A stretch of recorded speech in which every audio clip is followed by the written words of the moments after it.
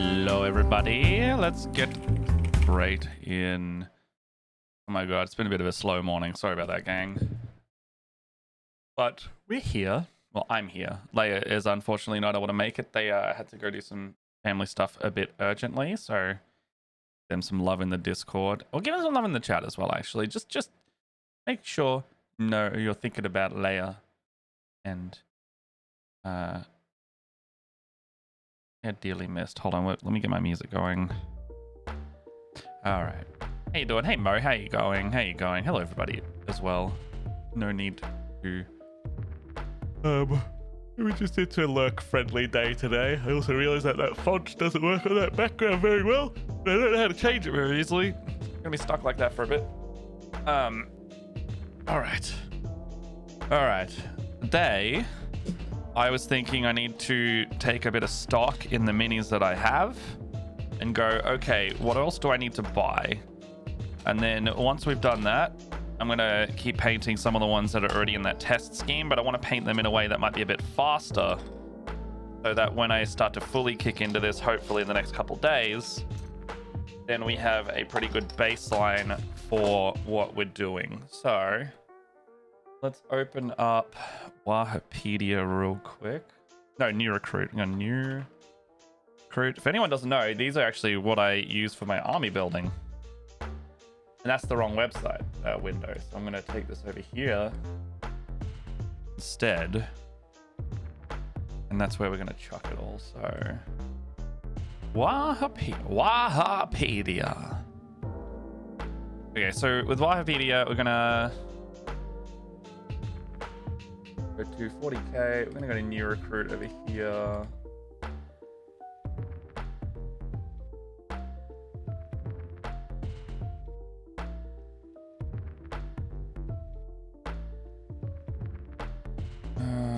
Also, anybody, Jess isn't here, but if you would like to get Jess a little nicey gift, I think I'm going to go to board game store after this and get her some stuff. So if you want to contribute to like a little bit of a prezi, chuck it in the Ko-fi, and I can surprise her tomorrow because she knows everything she's getting. But I'm going to go buy an extra little thing. So it'll be a little surprise. Jess, if you're in the fucking chat, please don't listen to this.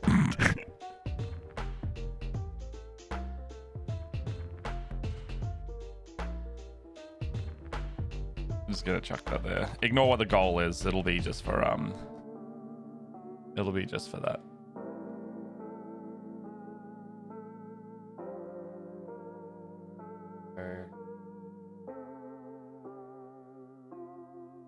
We're gonna have something like this kind of look. Happy birthday for Jess tomorrow. Happy birthday for Jess tomorrow. So that's kind of the vibe that we're gonna have.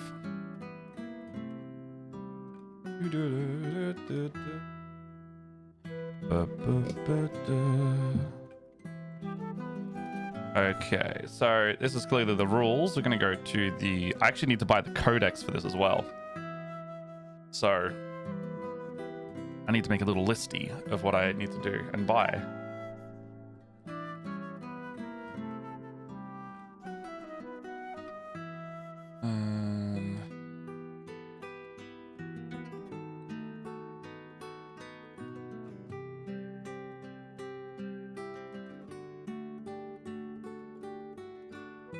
Am I gonna put a...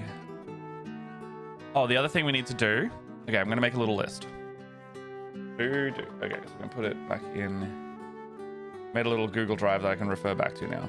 So what we're gonna do is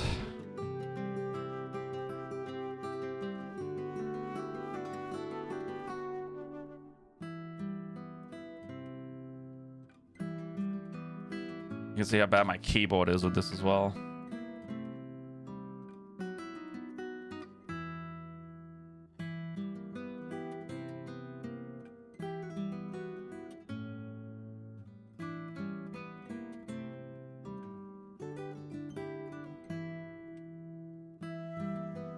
Okay, so what we're gonna do is... This doesn't have to be just be today. This is just the checklist. Bill, doesn't have to add it. Can be this. Look, this army composition.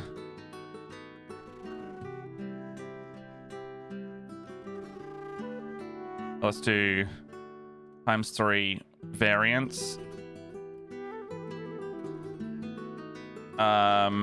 Build army design. So we got to design a display, design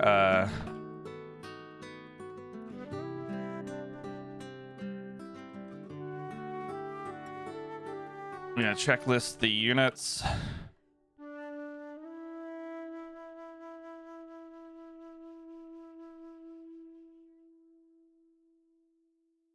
If I also with this one, if I schedule a due date, it should also be good. I might also jump into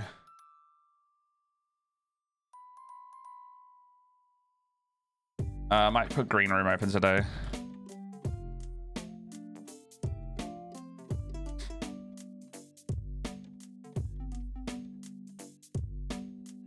So if anyone wants to come in and learn how to build an army as well, if you would like to talk about it, please let me know. So I've already mucked up the word checklist. So we need to paint the display. Photoshop painted models. I don't know why I'm doing all headings for this.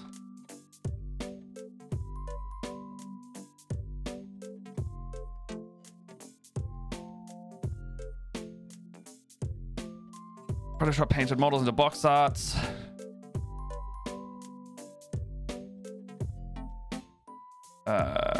Display. And then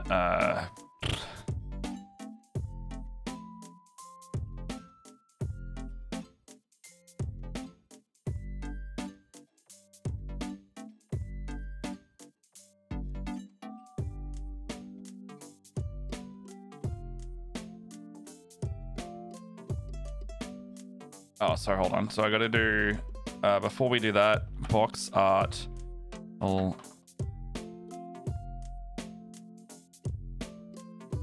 Because we're going to have to do some proper photography on it if I can get it there in time.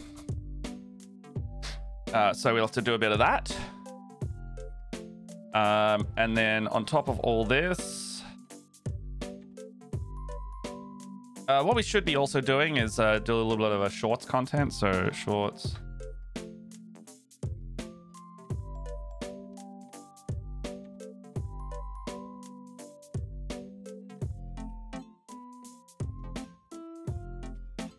My god, did I just like straight away not even spell army correctly in the first one? Why no pants contest? Alright, so okay, no pants content, but because we wear shorts. Is that better? Is that better? Is that better? Yes. Also, Envy, how are you doing? I feel like we could summon you out of the ether, by the way, if I just make some kind of innuendo. Is that true? I mean, I know it. I look, I'm getting an inkling that it might be true. I don't know what's going. I keep moving my camera, and I did a film shoot the other week, and I haven't got my color settings right since. And now I'm slightly annoyed about it. I can't tell if my shit's out of focus or not, because I don't want to stand up and do it. It's Spidey sense, but for the bit. Yeah. How you going, friend? I miss your voice. I want to talk to you soon. Hang out. Are you going to TGX? You going to TGX this weekend? If you do, or if you aren't, but you want to, I have a pitch for you.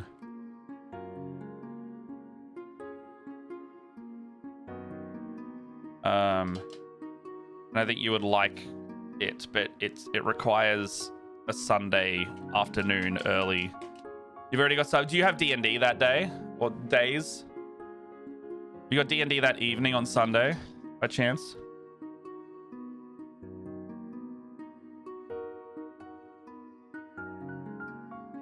Would you like some live stream company? Yeah, jump in if you want.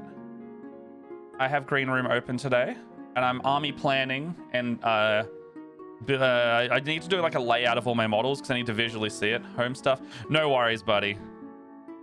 I had an idea that that Lockie was able to help with potentially. Hello, is that working there? Oh, let me turn. Hold on. Yeah, there we go. Can you hear me? Yeah, I can hear you just All fine. right, sweet. Welcome to the chat. Hold on. Let me. Can you give me some voice? I just don't know if the Discord's registering the volume. Testing. 1, 2, 3. Easting. Yeah, you're setting it there. Hello. How you doing? Hello. I'm all right. Oh, You doing TGX as well? Wait, no, I think I saw you I'll talking be about it the other there. day. I'll be there at least on Sunday. Oh. I might be there for some of Saturday.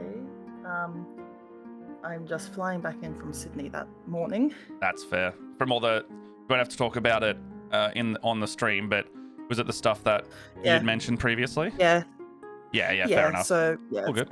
And that's tomorrow. I hope it hasn't happened yet, so it's tomorrow. Yes. Okay. Well, I hope it's all right. Well, thank you. Yeah. I mean, look, it is a thing. Yeah. I'm flying back in on I should be back by like 9:30, but I'm probably going to go home and then grab one of my Graham-based picture books because he's got a book signing over at Bain Art Gallery in Brunswick. Oh, nice. So if you ever read Animalia growing up, or like me, I did not. My favorite picture book was The 11th Hour. Oh, I think I know of that one. Yes. Yeah. Well, that's cool. I mean, that stuff is cool. I hope the other stuff that's going on is I hope it goes well. Like, that's the easiest way I can say it without trying to reveal too much about any of it. I hope it goes well. But yeah. No, look, that sounds cool. The book signing sounds sweet. So are you doing? So the book signing on? You said 9:30. So is that like Saturday? What day is it today? Oh, it's Thursday. Fuck. Yeah, This week's got who me knows messed what up. day it is anymore. Well, because there was a public holiday on Monday, I missed like a whole ass appointment on Wednesday because I thought it was Tuesday. Yes, I've been there before. It's time is soupy. Oh yeah, it is. I won't pull all that out right now. Well, yeah. If you're at TGX on Sunday, I was. Did I talk about that yesterday? Yeah, I did a very, very quick, like hour-long cardboard crack opening yesterday because my box from the Riot raffle finally came. Ooh. I opened a bunch of Riftbound. Nothing super good in the box. It was like pretty average, honestly, but it's also because I've got a lot of this set now and it's got a smaller card count. However, I did get a card that I needed, which was a third copy of something I wanted for a deck. But in that hour, I announced and we put up on socials the show we're doing on the Sunday of I saw of TGX. It's very exciting. Bit of a new concept that we were trying out. We want to do something different and like to have direct audience interaction. So I chuck it up on screen. We're going to run Indecision Dungeon. So if you saw the Elder Scrolls panel that we did at PAX, I kind of liked the idea and I was like, we could do something different with it. In that the audience interaction. Yeah, like the audience gets to vote on certain parts of the game. So it's not, you don't get to choose everything because that would be a cooked nightmare. And I don't trust a lot of you. Let's just put it simply. I'm not going to let you have full reigns because I know that you're in there, you as in collective, and you're going to fuck with me too hard. This is specifically also engineered that the players and the DM do not know what's about to come. So, Envy and Moth, I can message you a thing for later if you do want to contribute to it. But as long as the proviso is that it is safe for family-friendly environment. That's basically what we're sticking to. Because I know PAX is like MA15 because we can get away with some like, you know, some shits and fucks. I don't know enough about TGX because I've never been on what their live thing is. However, they also don't have theater rooms, which means everything in the convention you can have anyone walking past, which I would assume is including younglings. So I'm just going to steer on the side of caution of nothing Nothing too much or too Very- gross, you know? Very sensible. Yes, so That's why like you just go for the silly stuff, like people turning into pot plants. exactly. And also you know, I've handed some of the reins to Nick and Lockie, which, you know, they're gonna I already know the kind of genre That's of some thing fuck they're gonna shit. do. Yeah, they're gonna do some weird stuff. But in a way that's like probably like distorted photos or like cropped photoshops that are funny to look at rather than. But the you know, the shtick of the game is that there's going to be scenarios, monsters, magic items, NPCs, and I think I had one or two. I had like 5 categories of stuff that I was like, let's get a little bucket of things, and then I'm gonna make up a little slideshow that I need to do today, I think. And then basically after that, it's going to be like slotted. I'll get them to help slot it in. And on the day, we're going to just rotate through the images and be like, what's coming up next? The audience is going to vote on one of 2 things. And then only then after it's chosen, the DM and the players have it revealed to them at all. And I've already, like, by this point, I've already described the scene and the scenario that we're in. And then I have to put that thing in on top of it. So it could be like what I'm probably gonna do is more or less narrate a more normal D&D session to start with, and then let those things jump in on top. Yeah. So I'm gonna be like, okay, I'm gonna do a normal game. And you know, I'll do like a little bit. It'll be a normal game. We're gonna play by the rules. We're gonna do this, and then like the comedy will come from the input rather than the design. I'm hoping. Which is, yeah. I think that's very much the way it's kind of set up to be. It's not from the content necessarily of what is being thrown at the players, but rather that things that are unprepared by the players are being thrown at them. I mean, the players know that it's also going to be heavily improv stuff, so it's going to be fine. I actually think this format would work really well with comedians. I was going to say that this is improv theater from what I can see. This is kind of by design, because like a lot of these stage shows and D&D and PAX and stuff, we're like, you know, you've been on them as well. They're D&D flavored stage shows. You know, there's still some D&D semblance to it. But like the charity event, like you're playing a show, and then there's a D&D skin on top of it, which is so fine. That's kind of how it is best with this sort of stuff. I actually think if this also goes well, this will be one of the PAX pitches this year.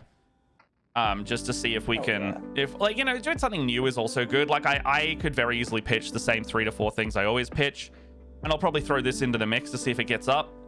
And then if it becomes the case of I've got too many, I might even just hand the reins over to someone, because I think the idea is good, but I don't necessarily have to be like the main one running it, because I don't want 6 to 7 panels every year. That's so many. I did 6 last year, and I tried to only do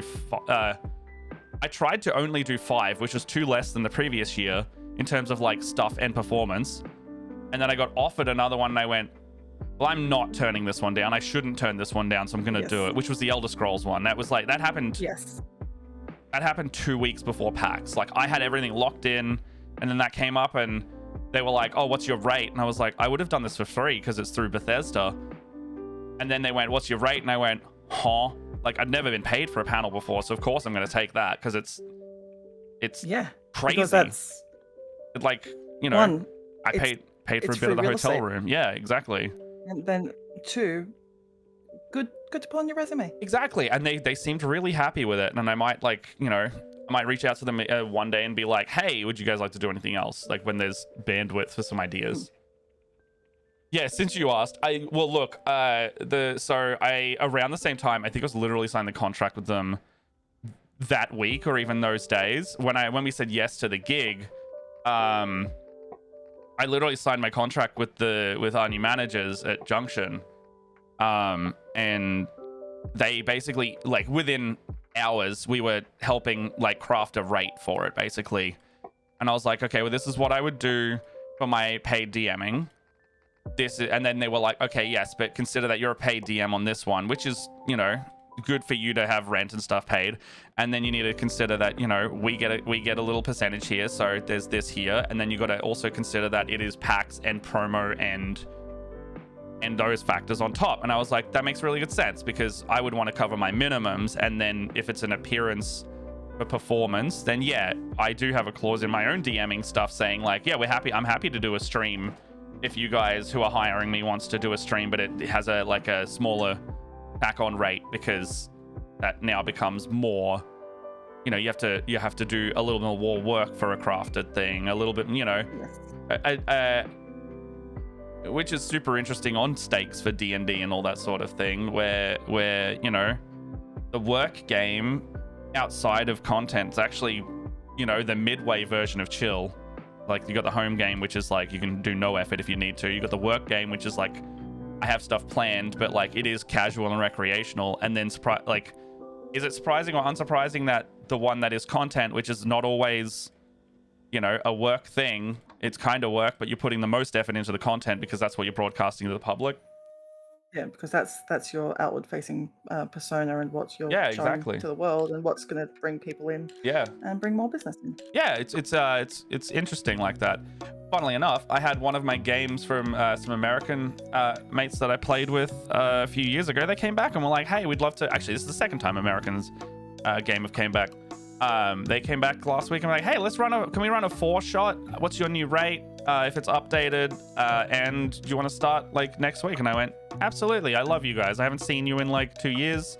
I hope you're doing well." And then like the fact that they come back means that, you know, doing enough of a good job. And yeah, particularly for promoting a specific brand. Yeah, that Bethesda one, not gonna lie, was very stressful. Speaking of Americans, you can guess who's coming to visit in October. Yeah, bloody hell is bloody old good. I nearly said boy, but I guess boy is the cosmic identifier in this sense. Good, the good creature. The good human. Yeah, there you go. Oh, creature works. I won't say any more, but that's sick if it's the person I'm thinking of.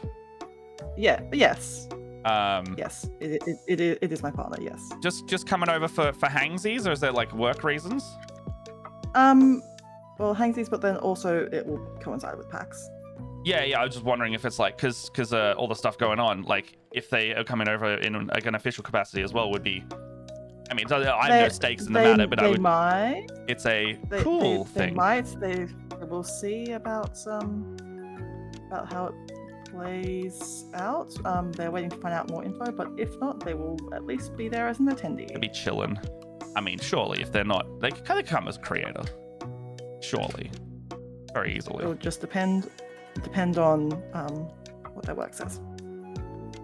Depends on. Oh yeah, because there's a lot more strict rules around wizard stuff now. I'm aware. Yes, I remember when we were working with Tristan on their art for our show. Yes. We had to cut that work earlier because they got their job with Wizards at the time. I think they're still there. Actually, don't know anymore. They are. Yeah. Look, great job to have. Great job to have, especially in like a graphic design art field. As long as they're not fucking with the, as long as Wizards doesn't try to fuck with the AI too hard. I feel like it's just only going to be a bad decision if they try. It's already got backlash. Anyway, long story short. Sorry. I was gonna say, I feel like they would be well aware of how the community feels about it. I think they had some like AI job listings up there because people keep an eye on that, and they went, "What the fuck is this? It says AI in the job listing." Long story short, so I can take this image away. Sunday the 15th March at 3:45 p.m. I know I said 3 p.m. on Tuesday. We got pushed like literally a day after to 3:45 because I had to move some scheduling stuff around. We're at the main stage, which is in the main hall in the convention center as well with the rest of the convention. But we are. They've done a smart thing. They've put the stages on opposite sides of the convention, so we won't have to compete for sound by this look of it. And I think we have, it's pretty open capacity. It's not in a separate room, but I think there's 80 to 100 seats that can be used, and then people can stand around and watch as well, as long as we're not blocking thoroughfares. So please come and have a watch. It literally works based on the audience interaction. If we're noticing that the audience interaction is lower, we'll probably open it up to the players to be able to see, and that way the DM is still the one that gets messed with in this instance. And hopefully my ADHD doesn't see like something change on screen, eyes look at screen. I'm really hoping that doesn't happen because I don't want to ruin Pay me my own $5 surprise. to mess with your game. Yeah. $5 dues to mess with the game. No, it's free. Wait, hold on. Whatever. If you're already at TGX, you pay the TGX part. You pay $5. me if audience interaction's low. Oh, so fair. Oh yeah, just like text Moth if Moth's not there. Moth, I need here's $5. What should they choose? Option A or B? And like literally just without you even seeing it, A or B. Exactly. I mean, I'm just, yeah. I'm phone a friend. Yeah, really. I'm helping on Millionaire Hot Seat. What was I gonna say? It should be fun. Like that we have safeguards as well to be like, if we don't have people in the audience, the players can do it. So like we thought about like, what if there is no audience? Because at PAX you're pretty guaranteed an audience, like of at least like, you know, even if you get a low turnout, you've still got about 20 people half the time. Like you'll always have somebody, even if the theater's not as full. Because that's just the nature of PAX. Someone will be like, I want to go see my friend, or I want to go and see something because something else is not on. You know, there are a number of reasons, and I don't think I've ever walked into a panel at PAX that has had 0 people, like ever. So that also speaks a note to PAX and the content that goes forward at PAX, that it is good content. At almost every level. So I'm hoping we will have something cool here. I like the concept enough that even if this was like, you know, shaky ground, I'd be like, well, what didn't work about it?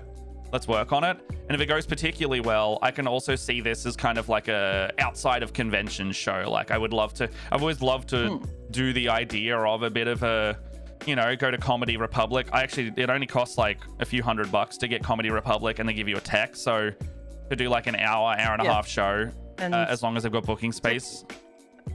The tech there, Luke, is really lovely. They're really good. And also, like, I thought it would be way more money to book that place out, but I was talking to Dice Paper Roll, and they said it was affordable because they've done it there a few times. The thing you're fighting for is the booking schedule. Yeah. I mean, part of why it's such a good venue is because they do make it accessible to. I love it. I love that. To people, because it's for comedians by comedians. Yeah, and I also know that I mean, we can't afford it just cause, but I also know Humdinger's rates where we filmed the charity event. Like I know if you know, if we ever had a you know, enough budget to fully record and justify putting out like a pre-recorded almost comedy special type thing, I know how much that costs now. We do not make enough money for that, but that's like full professional rate, which I know that they have a package for, but they also have like at all levels kind of pricing, because they know that the arts is hard as artists, and also they set it up being comedians. But yeah. Fun. I know that one of the people who does the weekly like improv show at Comedy Republic, which is great. You should definitely go sometime. Weekly improv show, like Improv Melbourne? No, it's called Something Good. Oh, I know of that one. They do Yeah, I it haven't at been to Comedy that one, no. Yeah. It's great. I go as often as I can. But one of them does I think it's a podcast about D&D with someone else. I'm trying to find the details. I know they're doing something with like Pedro's on Grouse that. House. So. Pedro, Millie, Lena. We've worked with Pedro and Lena before. I would love to work with Millie. Oh, Ben Jenkins is on this. And Ben Russell as well. Oh, sorry, I meant Ben Russell, not Jenkins. Yeah, yeah. Ben Jenkins. I think that's another comedian. Ben Russell is who I was thinking of. Oh, Zachary Ruane is. Oh no, hold on. They have included he's a guest. Past guests. Yeah. Sometimes, yeah. Lena They have a Moon. guest every week. Okay, so each week, Amy, Ben, Lena, and Alistair will be joined by an extended cast: Pedro, Tina, Taylor, Millie, Tim, Kyle. Okay, so I'm pretty sure it's Millie who I'm thinking of. Millie Holton is I think their partner is Matt Jackson, who we've had on our stuff before, and he just announced his game with Jackbox Publishing. My arms are longer now. And Millie does a lot of comedy stuff as well. And I haven't met Millie, but I know a couple of folks who have, and they're only good things. But yes, looks like they're doing some stuff every Saturday. That's during the comedy festival. Yeah, they're all sold out anyway. The comedy festival one is that's only on Saturdays, but normally it's on Wednesdays. Okay. They still have heaps of availability for their shows in the Saturday comedy fest shows. Oh, okay. It's got like a white marker there, but I don't know if that means sold out or not. I'll send you the link to I mean, I look like they buy tickets, buy now via ticketing provider. I mean, I'm not going to do it right this second, but I'll have a look. You go via Comedy Republic. Oh, like the main website. Yeah, fair enough. Yeah. Also, pro tip: the toasted sandwiches there are amazing. Scout Boxhall on Wednesday, 11th of March. That was yesterday. I love Scout. They're really funny. That was yesterday. I think got Zach. Oh, they got Barjo on sometime. Soon, I suppose. Aaron Chan. Reese Darby. They've had Iffy on when he was here. Oh, I did hear about that. No Leia today, Mario. No, it was fantastic. Leia couldn't make it in that to do some family stuff. We have Moth on the voice though. Hi, I'm existing. I would love to work with Aaron Chan at some point. However, I would be so off guard with some of the cooked shit he says. Yes. I watched him. I watched the filming of Taskmaster. Has that season finished yet? The one with him on? I feel like it has. Gonna make sure I don't. 2024. Okay, sweet. Yes, he was on Taskmaster season 3. And he did really, really well, and I loved watching it. Okay, sweet. So it's on.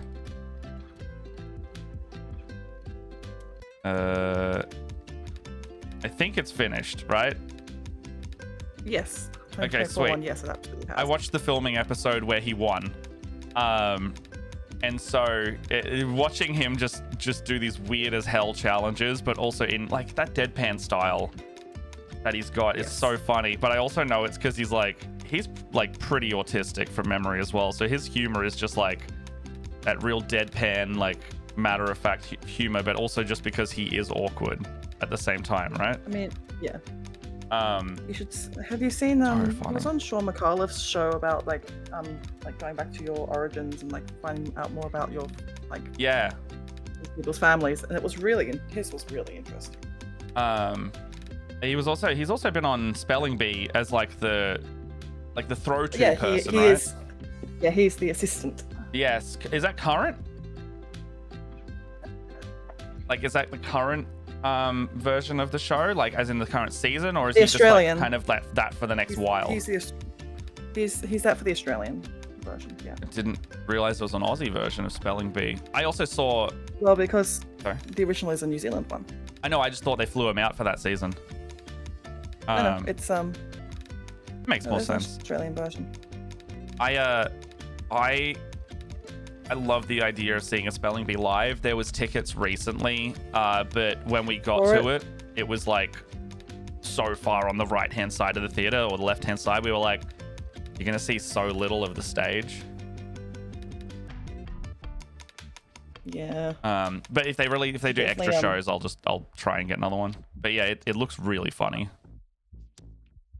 I've got the program for the comedy festival at mine, so sometime we should definitely for sure work out if there's any shows that we want to go to.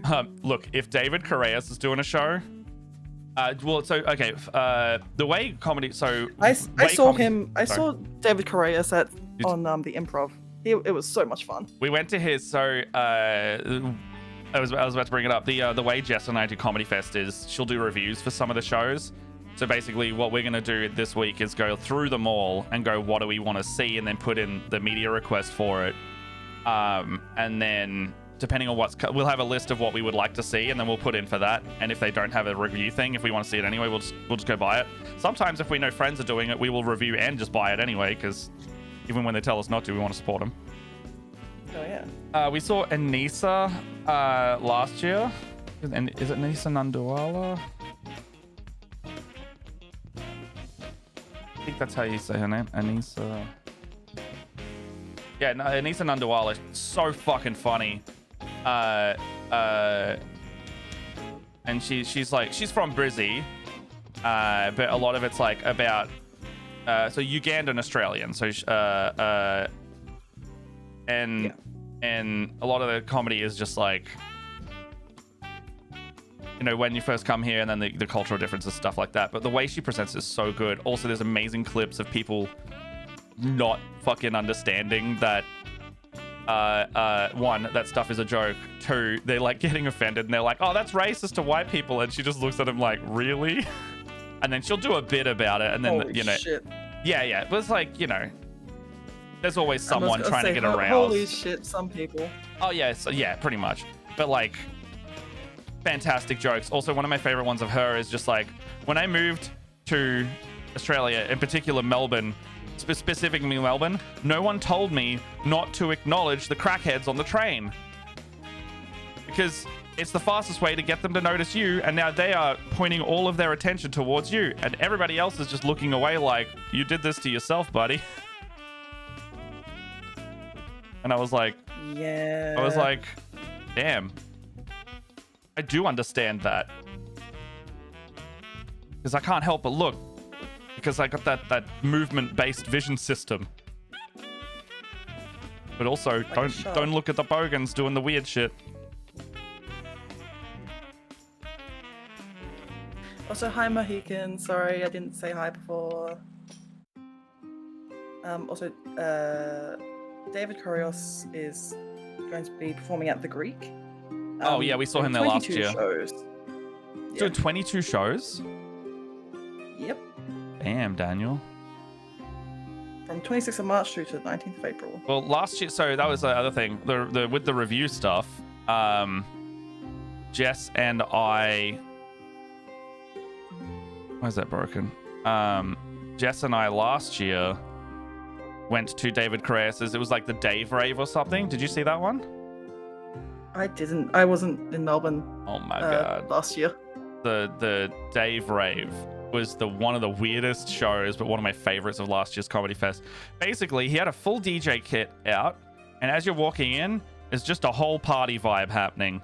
And then he does his comedy set while DJing just some rave music. Holy shit.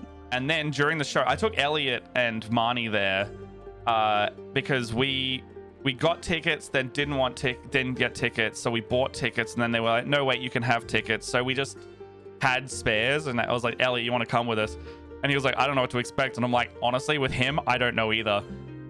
10 minutes into the show, he's doing his first couple bits, and then he goes, you know what, fuck this, fuck the chairs, get the chair. Everyone had to move the chairs to the side of the room, and he was like, now everybody, we're gonna dance while I do comedy. It's the first ever Dave Rave.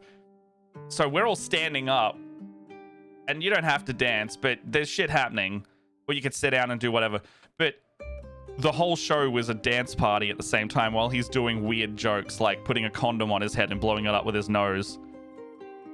And then he had to have someone up there next to him, and he was like, all right, when you think I'm gonna stop breathing because I've got this thing not just over my nose, over my whole head, and I'm gonna blow it up with my nose, then you gotta pop the balloon, pop the condom.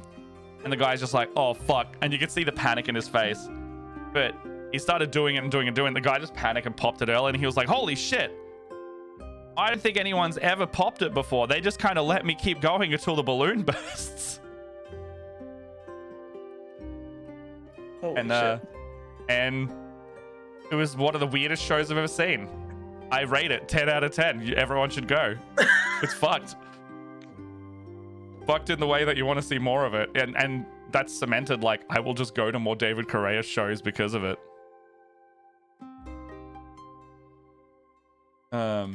Yeah. What's been your favorite? But I haven't been to the comedy festival before. But like, okay, if you had an act that you would wish to see at a comedy fest, who would it be?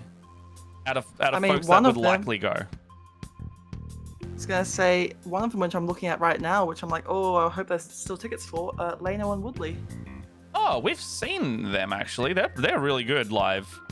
I love their TV shows as well. Yes, I've been fan since I was growing up, so it's like, oh, maybe I should see about that. If you like that era, have you seen or know Umbilical Brothers? Yeah, I know Umbilical Brothers. Some people, honestly, you would be surprised at who doesn't know what if they simply don't watch. But I highly rate them live as well. They're fantastic. They still got it. Oh shit, I forgot that Phil Wang's gonna be here. Don't remember who that is. Oh, he's been on a season of Taskmaster UK as well. He was the one who wore the Kill Bill yellow suit. I have a secret. I actually have not watched that much Taskmaster. I love it, but I just haven't watched much of it. Oh, you know what? Shit. Unfortunately, a lot of comedians just keep using AI for their bloody posters. Yeah. Wait, is that fucking Jay? Is Jay coming down? Jay coming down? No, where's Jay? Is it Jay? Is Jay coming down? I have an appointment in a few minutes, so I'm gonna head off. Oh, Jay, where are we? Yeah. No worries, Ma. Thank you for stopping by. Actually, also, if you want to support Aboriginal comedy, my mate Jay from Cairns, who I met through Stephen Poon, if you guys remember him, he'll actually be on our panel on Sunday. Jay's super funny. Yeah. Super fucking funny dude. I love him a lot, and you should go support him because he doesn't come down here very often. I think he's Brizzy based, and he's doing really well in the scene. I think he got into last year's Comedy All Stars as well from memory. Yeah, actually, he's in this one too. Aboriginal Comedy All Stars. It's on the 18th of April, a Saturday. You should go see that. He's really fucking funny, and he performs with with a huge group of really funny Aboriginal comedians. I don't know. I can't, like, check it out. Please go. Please. Last show I watched of his was a comedy / soap opera autobiography musical thing, and it was nuts. My God. Very strange. Highly recommend. You should go see it. And I will see you on Sunday. See you on Sunday, everybody. Goodbye tomorrow. Bye bye. Bye bye. Bye bye. Bye bye. Something else I really want to see is Hot Department, actually. I don't know. Oh, Harry June's coming. I could go see Harry June as well. I really want to see Hot Department because I watched them on, I think it was when we went to see, Auntie Donna's new show, we saw these guys first, and they were just so fucked. And in like in a like, wow, this is psycho surreal. That's a really good word for it.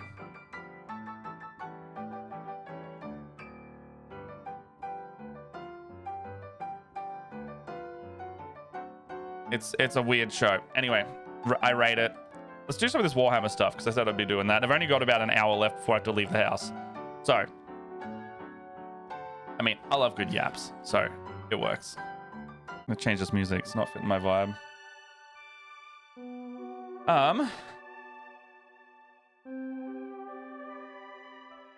So with this, I want to do a bit of the army comp here. And what I want to do with it is, I've got models in front of me, but I don't know if I should just have these in front of me if I've got the keyboard. Okay. What we're gonna do is, I've got most of the list just here, but I might start a new one because I keep forgetting what's in this. Votann, Arc.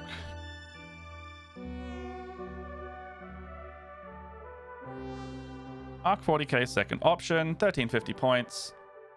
Battle size detachment. I think we were doing Oathband. It's a bit car based, transport based, so we get a little bit of options in here as well.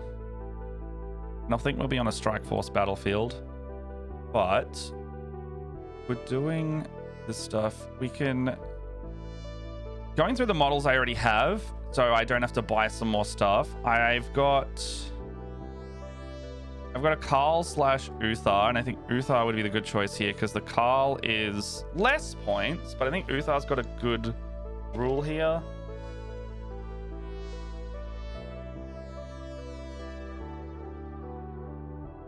What's his Ancestral Fortune when you spend... Okay, so you can guarantee a crit, which is pretty good. The regular Carl do. While a model is leading a unit, he's also got lethal hits. He can lead stuff. He's got 4+ invuln. You can use it to destroy them all. Wait, does Uthar have all this shit as well? The 4+, Grim Efficiency, leading. So he doesn't grant lethal hits, which is actually fairly interesting. But once per turn, you can spend a hit roll to made for this model. So they have dev wounds. So it means I can get an auto dev wounds for 2 damage in any turn, like straight. So like we really want the Blade of the Ancestors in combat, but he's got a 3 save, a 4 invuln.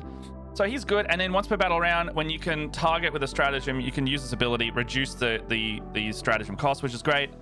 Oh, he's got a 5 in... Wait, hold on, what? Oh, the models have a 4+ invuln. That's sick.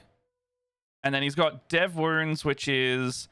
If we have Dev Wounds, each time you roll a 6 on the wound, no saving throw can be made. So is this a hit roll that we can say? 1 wound or saving throw will be a 6. So... that means we can dev wound with a yield point once per turn, which is good. If we don't know the yield point thing, which is also what I need to learn, the army rule, we get a secondary currency called yield points, which I might have to... I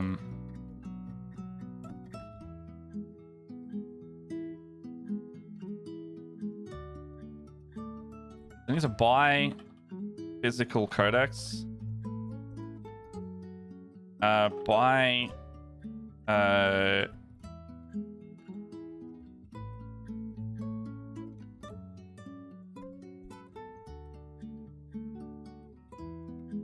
okay, so we need to get some stuff today. I might get some 3D printed like yield point tokens just so I can like allocate them. So if we have 2 options depending on the battle of the duration of the battle, the ability choose will depending on how many yield points we have. So if we have... So the start of the battle, we have Hostile Acquisition. Hostile Acquisition... My god, so many hoverovers. Hostile Acquisition is each time a... Bloody fuck.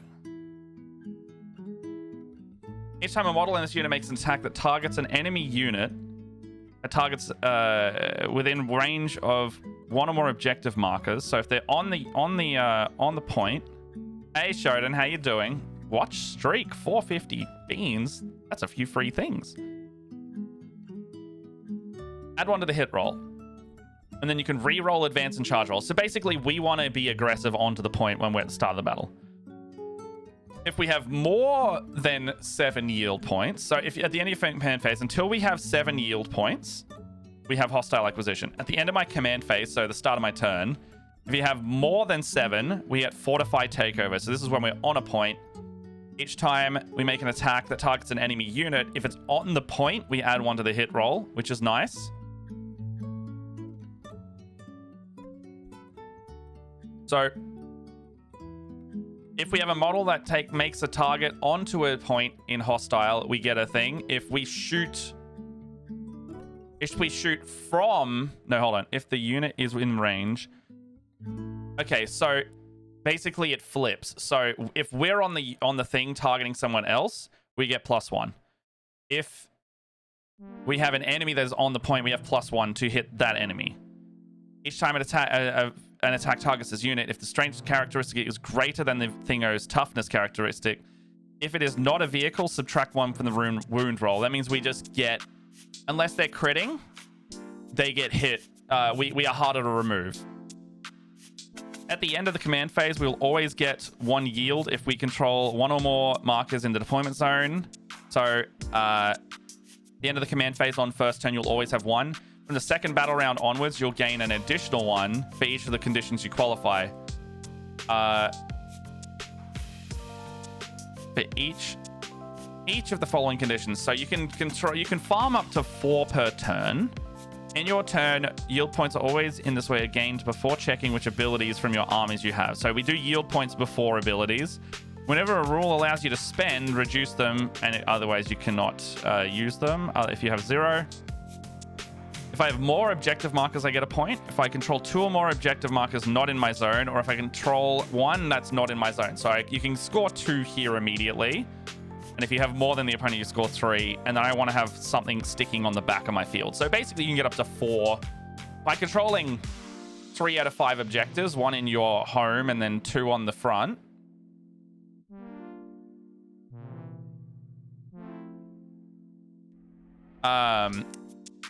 You have 1 on the... If you have 1 in your home and 2 on the point, we're Gucci gang. If you have... What am I trying to say?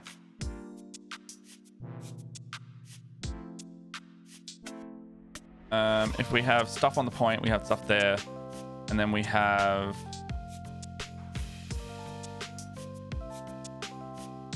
that. Okay, so that's good.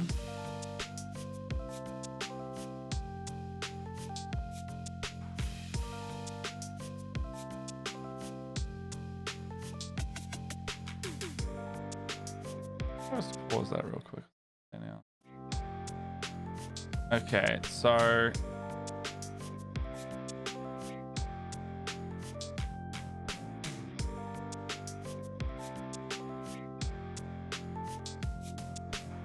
sorry, I'm trying to fiddle with this thing here.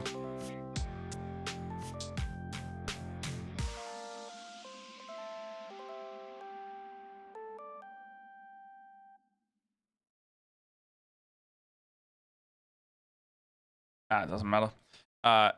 Thing was not working and I was trying to fix it. Doesn't matter too much. Okay, so then we've got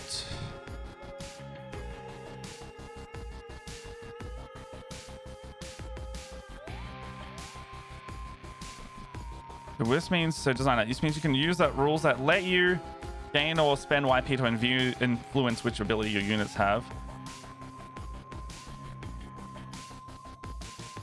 Hostile acquisition or fortified, depending on which will be most beneficial to you. Remember that your army only changes ability at the end of your command phase, so you will sometimes need to plan ahead if you want your army to stay or change ability. In the 3rd turn, yeah, I get you. So you basically, if you want to be under the thing and not flip over in the other turn, you got to spend some points for the turn. So basically, if you want to storm points, but you've already got a lot of stuff, you want to get rid of some of your yield points, which is so fine. And I think we want to be in the...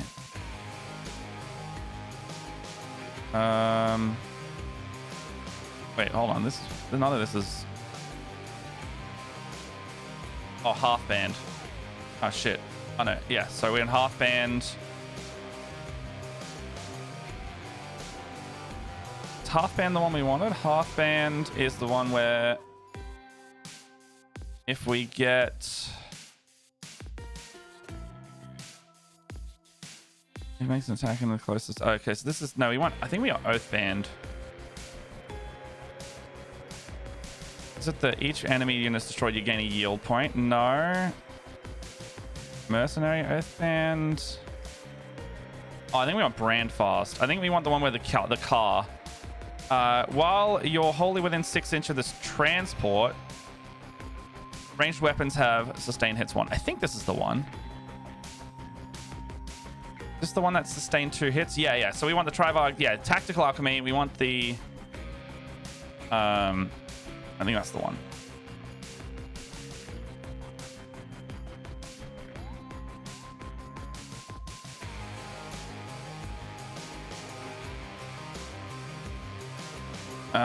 Okay, so...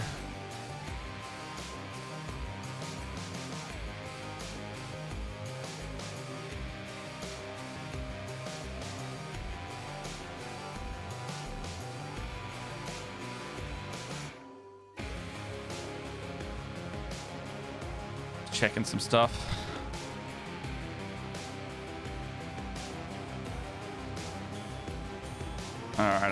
So we want...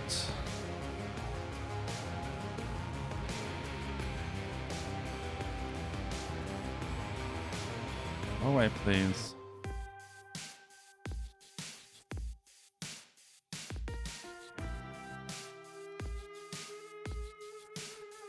Where is it? Where is it?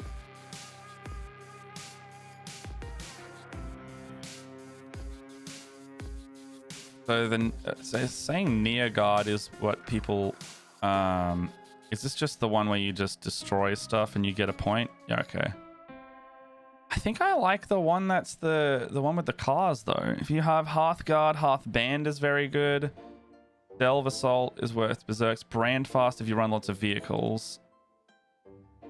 So if you lot of Hearthguard, we have Hearthband is good. Which one's Hearthband? Hearthband is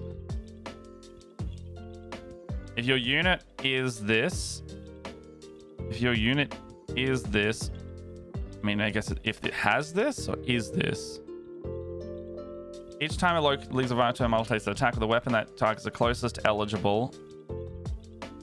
That one re-rolls a wound of 1 within engagements. This is methodical on it. So this is the one where it's like you just have to be in combat. Okay, so this is if you have Hearthguard. I've only got like one thing in the Hearthguard, so that's only fine. And then Hearthfire Arsenal for what we're doing. This is the... Okay, so I don't really have that. This is the Iron Kin one. It's Mercenary Oathband. So they have hostile acquisition, except...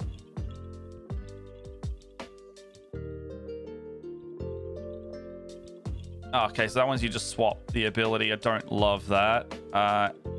Brand Fast, we know. Delve Assault Shift. I think this is the one with the you have all your berserks, you have Battle Line, which is fine.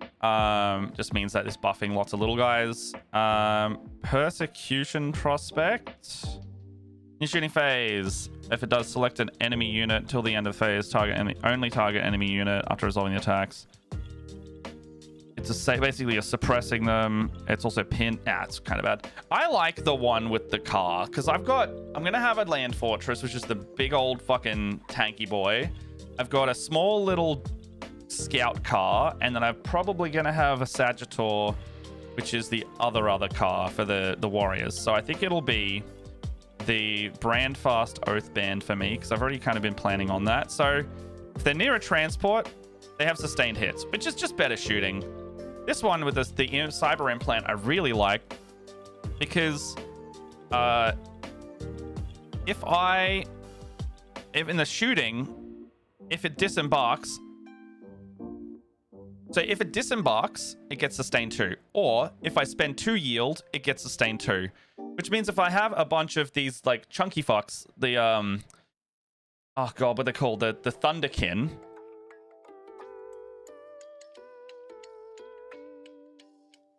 Brokia. So if I have the Brokia Thunderkin, which are these lads, I can get sustain 2 on their profile. Their sustain 2 on their profile is fucking crazy because these are the shooting guys. I join you in the green bit. I'm EP. Sorry, I missed that, Mo. I had the web browser up. But I'm EP and brushing my teeth at the same time. That's so fine, man. You don't feel the need to. Their weapon profile, pretty cool. I like this a lot. So I think I've got the... what's conversion do?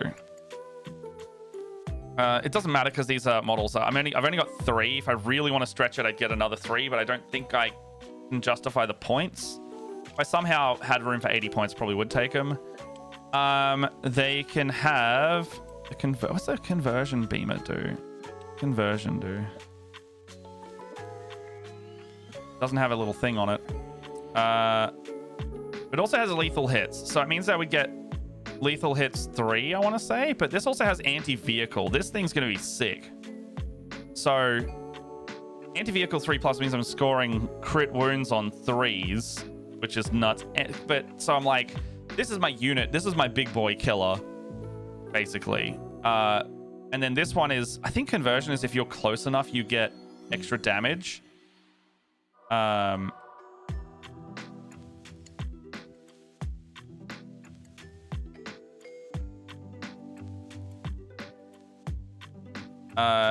The blast cannons are, yeah, I'm checking a thing. People are like, blast cannons are like the coolest one.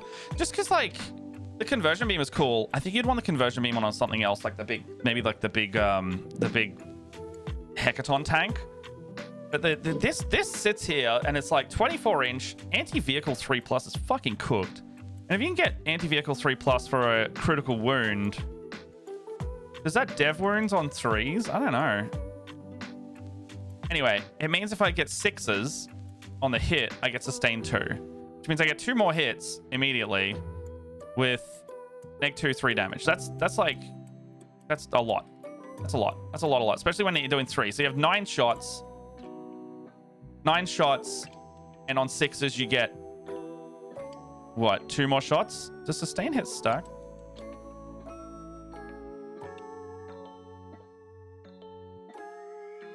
They do not stack. Okay, if they also have multiple instances of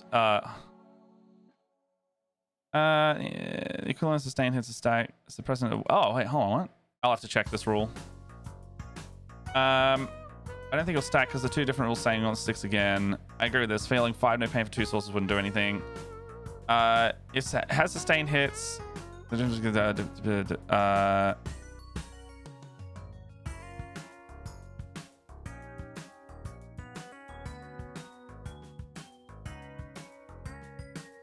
Do sustained hit stack. Nope, rules commentary, example 3. Okay. So you just pick the highest, which is so fine. I've got now 20 minutes to kill in the shopping center waiting for meds. Welcome in. Oh, no, you're already up there. I hope it goes quickly. Good to see you. I'm currently looking at rules. But yeah, so if we get sustained 2, that's really good. Carl model only. If the bearer's unit is within range of an objective marker, you can spend a yield and to possibly 50% a command point, which is also very valuable. Carl model only. While it's within 6 inches of the transport, you can target Overwatch for 5s. And the all of these are good.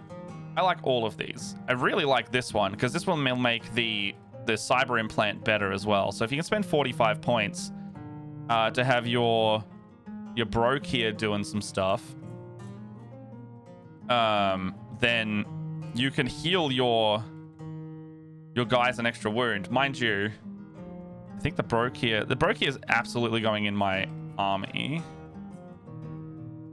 He's got, so his forthright expertise. At the end of his movement phase, he can repair a thing, and they regain wounds basically. And then the broke here have, oh, they only got 2 wounds each. Okay, so not crazy.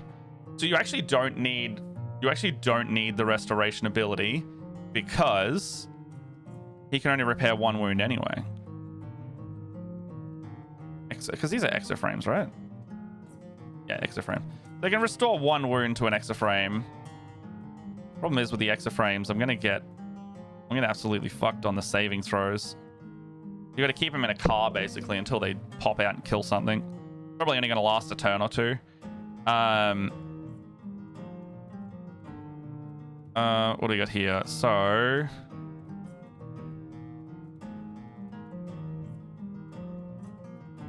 I've got lots of little bloody vehicles here, and he's got anti-monster, anti-vehicle with his hammer. His gravitron rifle's pretty sick. So he's gonna just run up and just smack a vehicle. Each time a model in a unit makes a ranged attack, re-roll a wound of a 1. Okay, so we're critting on 3s. We're re-rolling 1s.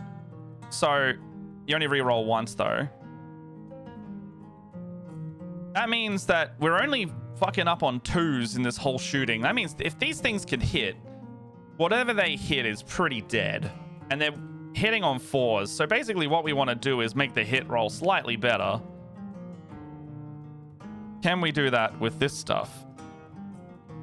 We probably can do this with the army rule, right? So add 1 to the hit roll. So if we want to sit on a point, we're hitting on 2s. If we want to shoot at a point, we hit on 2s. Which means these guys, if they're on a point, good shit. Great shit, even. Toughness 6 means they're only going to hit really hard by like quite large stuff. The unfortunate thing is they don't have a way for invuln saves. Unless the Iron Master can somehow give everything invulns. And I don't think they can. But that is so fine. Mobile sensor relays, that's fine.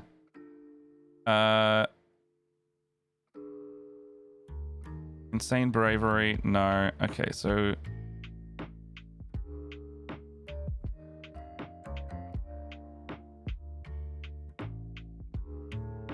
Oh, shit. Okay, so Vengeance Flare. Each time you use a stratagem, you can spend 2 yield points. So I have to spend 2 command points and 2 yield points. Select one of these units within 6 inches. If you spent yield points, you can select one friendly. Oh, so you can do two command points for a Capricus or Sagittor, which is cool. Or I can choose the Hecaton. The unit can shoot as if it was my shooting. For basically, I can react shoot. And only if it's an eligible chart. Okay, that's fucking huge. Because that means if I... These infantry? Oh, hell yeah. Okay, so... That works well. So it means if I Vengeance Flare with the land fortress, whatever's shooting the Broke here are going to get hit really hard back by it. So if a tank shoots at them, I can destroy them with this tank. And the Thunderkin can also have... So these can be targeted with this. And then... Okay, what else is there on the strats? Okay, so we've got secure positions. If it embarked... If one unit embarked within your transport can disembark, models in that unit can be set up on the battlefield anywhere within 6 inches. You cannot declare a charge. That's fine. So they can get out quicker. They can shoot where it fell back in the shooting phase. Bastion running. One land fortress that has not been selected until the end of the phase. Unit makes a normal or advance. It can move horizontally through terrain features. Oh, okay. So it just bashes through the terrain. That's funny as fuck.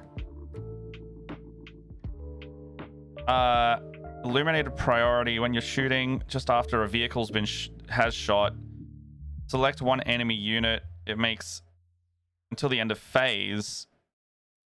Oh, you reroll ones to hit. That's not bad. Is Thunderkin only on the anti-vehicle, anti-monster? So an attack made. Okay. Opportunistic escalation. A vehicle excluding a land fortress will hit my attack. You can make a move. So it's like your scout vehicles can move. And Vengeance Flare we know about. And then rerolls to hit. And then this one is these are all really good for the vehicles. In fact, like, I love that for vehicles. What I really wanted to be doing is using the land fortress as just a mobile tank that I can just smack into stuff. Does a vehicle count as the pioneers? Do they count as vehicles? They're mounted. They do not count as vehicles. Capricus Carrier, Sagittor, Defenders. The Jaegers don't. Hearthcats, Berserks don't. What's the Steeljacks? Steeljacks, do you count as vehicle? I don't think you do. No, they're infantry.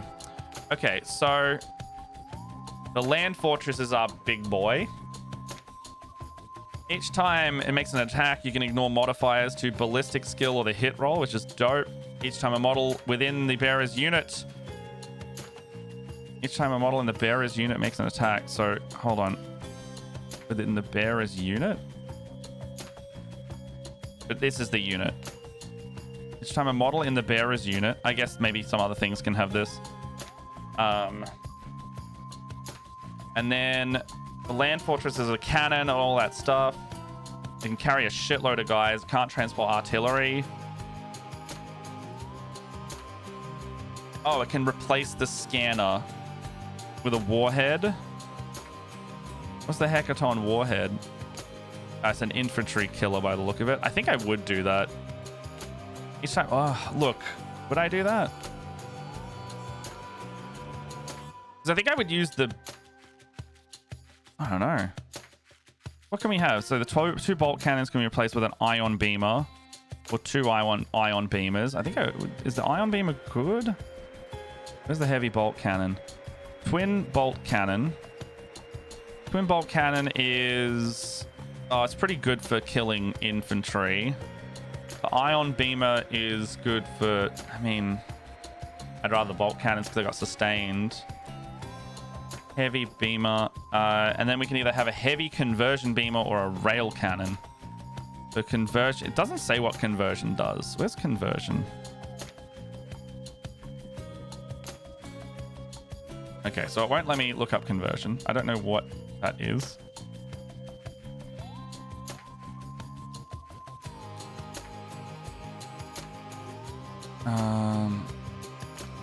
Conversion's a hard one because I don't know what it does.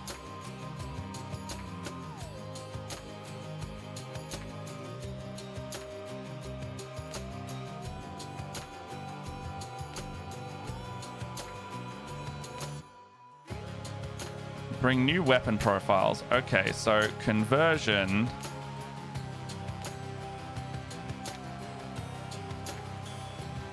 I think you get more hits based on the beam.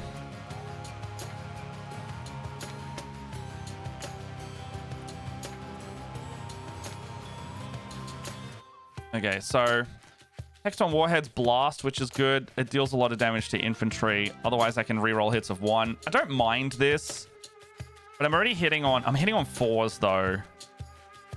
So basically, I want to make sure stuff's not on a point. Otherwise, I'm hitting a little worse. That's fine. If I can hit on 3s, that's good. That's like still 60% hit. And then if I can just absolutely donk the fuck out of some stuff, because I really don't want to be hitting a rail cannon at... really don't want to be hitting a rail cannon with only 2 shots. Really, you want the Brokiers to be the big vehicle killers, because it doesn't matter what you roll against a vehicle. You're just dealing 3 damage, and dealing 3 damage at -1, or you're dealing...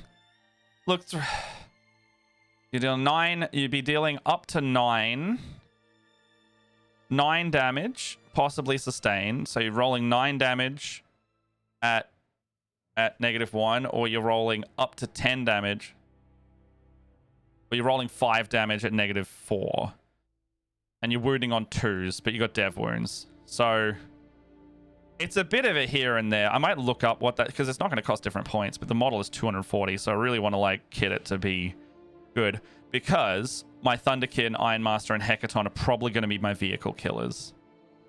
The other thing, so we know we're going to put in Uthar. We're going to have Hearthkin Warriors. We know we're going to put in Thunderkin. We know we're going to put in an Ironmaster, because they'll be attached there, or the Brokier will be attached. So we got 2 characters already. We want the Brokier to absolutely have the... Where's its enhancements? Enhancements are here. We definitely want the implant, because we don't need the restoration. But we do want the implant. So in the barrier shooting phase, the unit can get sustain 2. Sustain 2. So we want the sustain 2 on the Brokier, because then we can just fucking tank something into there. But Uthar can't take... He cannot take an uppies. We also want to take some Hearthguard, because I have 5 of them, and I think the gauntlets are the ones I liked. The gauntlets... Oh, I like reading them off this profile better. So Hearthguard, Earthshakers. We build in an orc list. No, we're building my Arc army for Votann list. I was thinking... Look at Jaegers. I have a Pioneers, but I don't know if I'll put them in. Sagittal. So, gauntlets are... The hammers are good too, though. I like the idea of the gauntlets, but the hammer's also good. And they just hit less. I also have never played Votann, so I have to learn them and I need to play them a little bit beforehand. So I might do some like tabletop simulator or something sometime. Each time a model in this unit makes a roll wave crest. What was this? Ah, fair enough.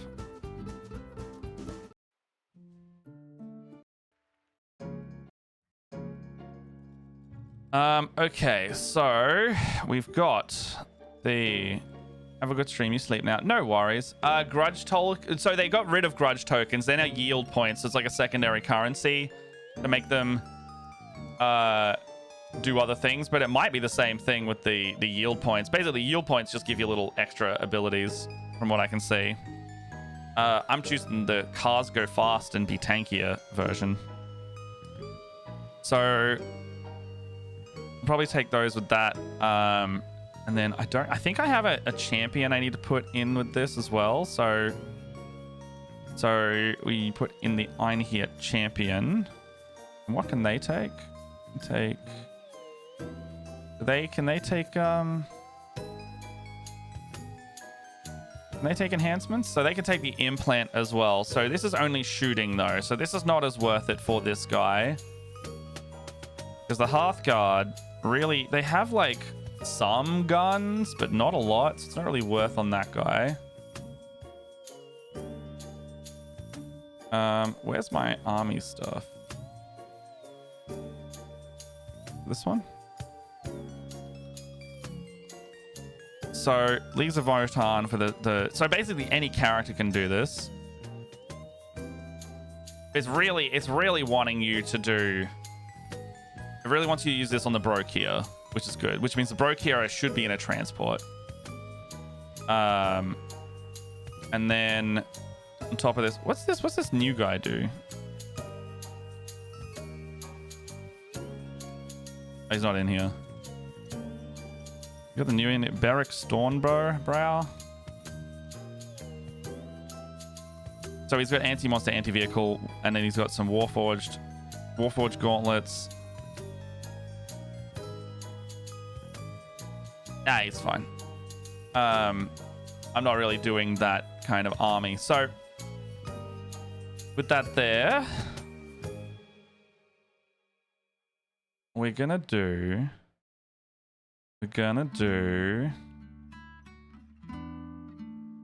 Hearthguard doing this stuff. Battle size, that's fine.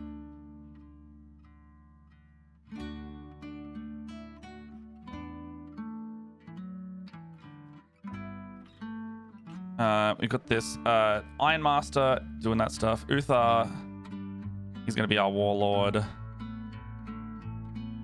Champion, I don't have to care about this yet.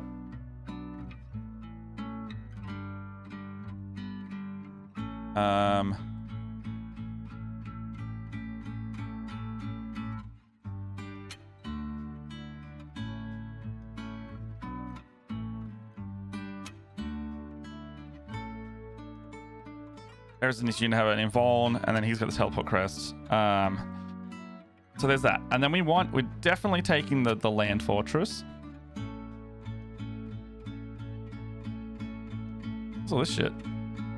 Oh, no, I'm not including legends. So we're gonna... There you go.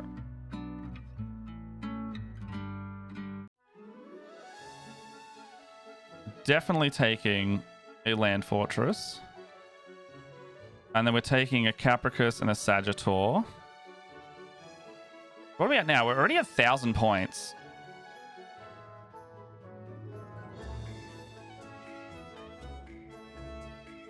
So, we need the Jaegers, because we also haven't chucked those in, because that needs to go with the Capricus. We're at 1090 already. What's my other army?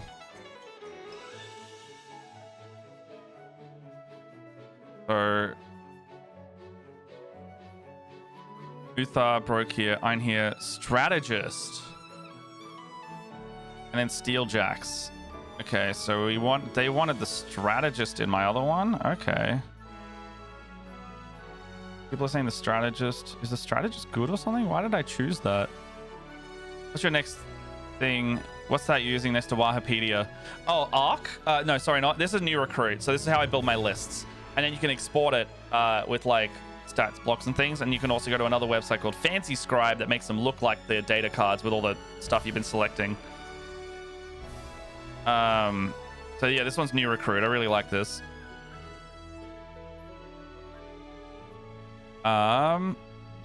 Okay, so Memnia.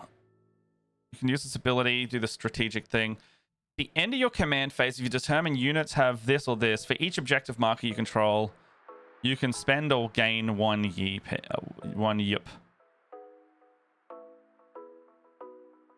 For each objective marker you control that has one or more, you can spend or gain. The end of your command phase before you determine. So, oh, okay. Oh, this guy. Okay.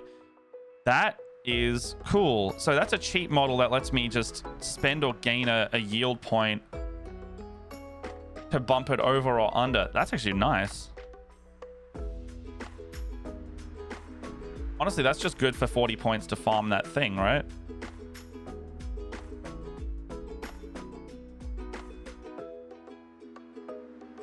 For each objective marker you control. So you would either put this with your... You can use... What's heroic do? One enemy... So you can... Once per battle round, a model can use ability. You can do that. So I could run in with my... I could run in with my steel jacks with this. And do some pretty cool shit.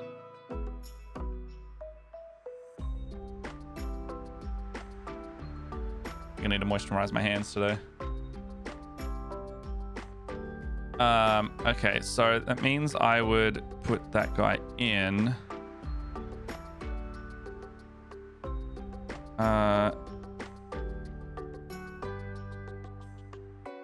And it's saying our Earthshakers in here as well, and Steeljacks. So this is pretty solid already. But if I wasn't to go that route, I could put the... I like the idea of having the Earthshakers in, because apparently they're quite nice in the backline to sit on a point. Because they have 24 on the Breacher Ordnance. Oh no, where's the... I can do up here. Earthshakers. So Tremor Shells have the indirect fire, whereas the Breacher Ordnance does that. So, God, that is actually really itchy.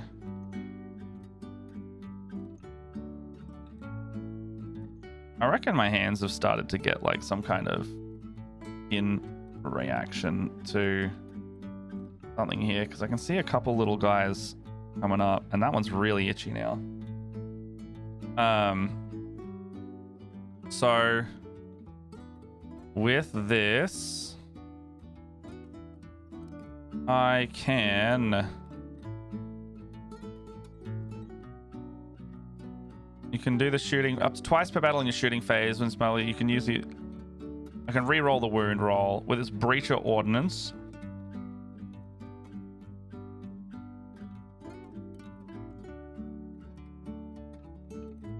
Okay, so... Okay, so destabilizing quakes is what I like better. So I can make a battle shock test if I hit them. And I'm only hitting on a 5+, but I can hit them on a 4+ if I do that. Okay, so you put these guys like maybe midfield, because they're indirect fire is pretty sick as well. If they're heavy, if they don't move, they get more. So you could get them to a 3+ if you're in range and can see them, or you can indirect them and get them on a 4. That's not bad. So I think they should go in no matter what anyway, because they can sit on a point or not. And then the other thing I could put in is the Pioneers. I just don't know how the Pioneers function. The Jaegers are... I know I'm putting the Jaegers in because they're just like my scout unit that can go in a car as well.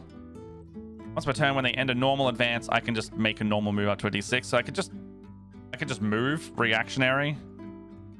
And they're just, you know, a nice little kind of skirmishy guy. And they have infiltrate, so infiltrate's just nice. And once per turn, I can react to their movement. Like I can get on the point if they're on the point. They don't have super good combat, but they're good enough. Like, they can stand their own. Like, they're just kind of like a screening kind of unit.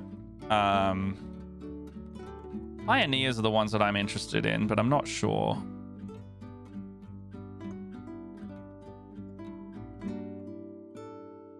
So, okay. Each time I target the bearer's unit with a stratagem, roll a d6. On a 5, you get 1 command point. Outflanking mag riders at the start of your opponent, end of your opponent's turn.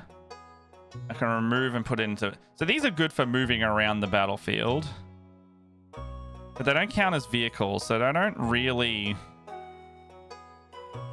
do a lot for this specific army. In fact, I'd really want to take something else that is better if I'm taking something that's actually a vehicle. How much are the pioneers? What's the pioneers at? Where are the pioneers? Am I blind? Oh. 80 points. So for another... Honestly, 80 points, I could go into the Steeljacks, or I could go into more Thunder... I would actually rather more Thunderkin instead of Steeljacks. Because that sounds good. Carrier? What's the carrier like? So this is the one that I can put... I can only put, I think, 5 guys into this. So I can only put 5 of my Jaegers in. So I can put 5 in a car. And this has scouts. And I can put the other ones on a... what am I trying to do? I can put the other ones as an infiltrate. So that's nice. They also have smoke, whatever that does. Smoke launcher. I really don't know what smoke is. Smoke launcher keyword. Carrier. Smoke. Rules, scouts, prioritize efficiency. The problem is, some of this stuff is that it says smoke, but there's no smoke rule. So does smoke now just mean that I can use smoke? So I don't think we're going to take the pioneers no matter what.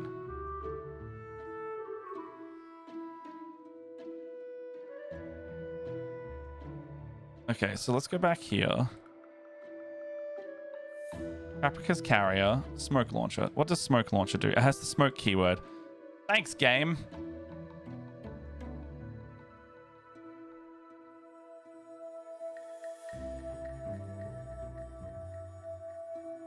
Fuck off, Google AI. Smoke screen gun. Oh, stealth and cover. Okay, that's fine. I don't mind that. So we're gonna go back into here. Now.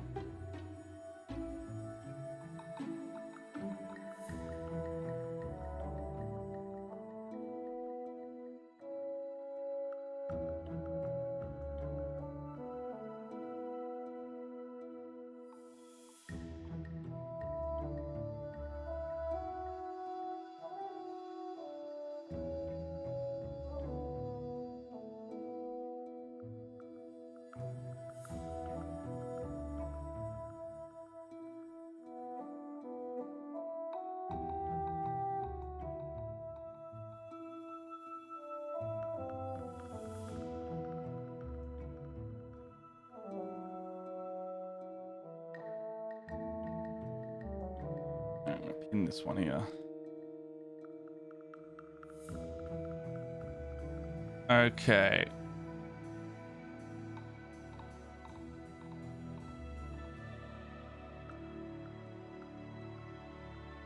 So we got the Capricus. We've got the Lindemeier's with scouts, prioritize efficiency.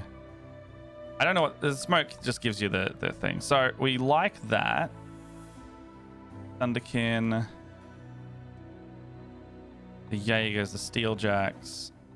The Land Fortress.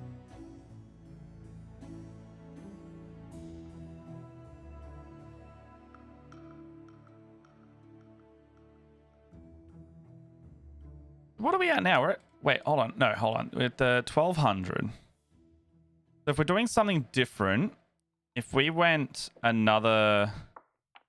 We've got 150 points left. So if we went...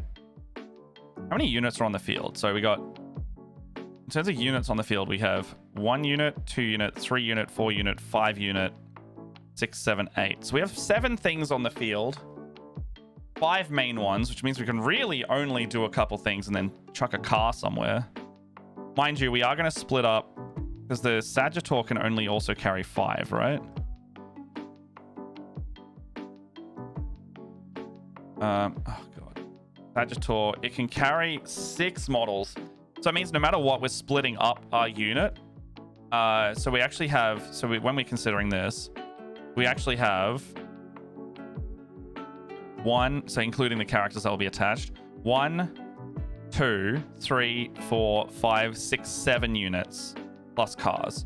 So we're going to be splitting up into 7 units. I might even put the second lot of little guys in the... So is Sagittor better off being off the field to start with? Transport. Strength 10, that's not bad. Disembark after advance.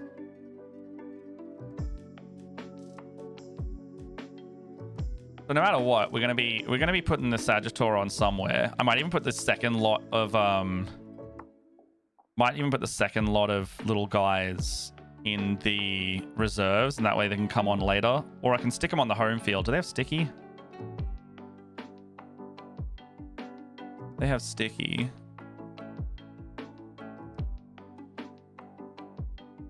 If they have sticky objectives, we can just keep them there. Yeah, so at the end of the command phase, the units within range of an objective marker. This is for the tabletop version. Yeah. So this is for playing real. At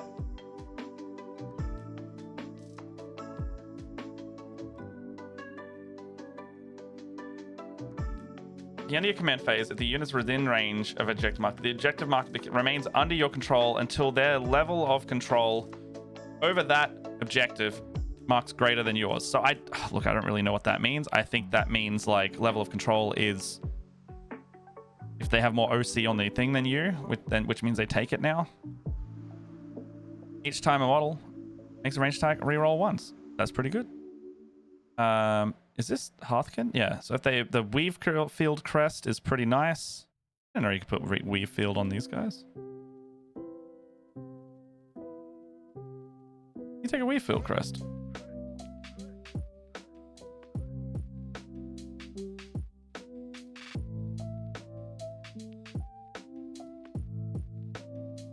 Where's the Hearthkin? Hearthkin. Oh yeah, Thane's got a Weave Field crest always. So these always have a 5+ invuln. That's sick. These guys are hard to kill.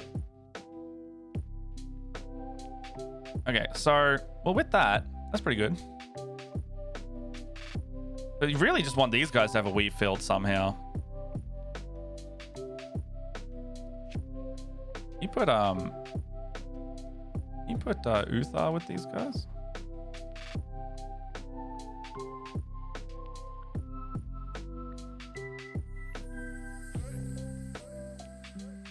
Alright, what was that ability again? So it's a Weave Field crest. So the Hearthkin warriors just have like... I hate looking at it through here. So the Thane, which is their sergeant, they have a Weave Field crest, and the Weave Field crest gives them a 5+ invulnerable save. So if this saving throw here fails, that means like, or if your armor gets shredded, you can still have the invuln, which is nice. That means you'll always get a save unless they do what's called a mortal wound or a from like a devastating wound or something, like just something that ignores saves entirely. What was I looking at? Uthar the Destined. Where's he gone? So I unmuted you for my partner is nerdy for Warhammer. Yeah, that's fair. So Uthar also gives 5+. What can he attach to? Hearthguard and Warriors. Once per battle round. So he's pretty shreddy in melee though. I guess you kind of want him to be in melee if the warriors get in the melee too. Let's move around with this.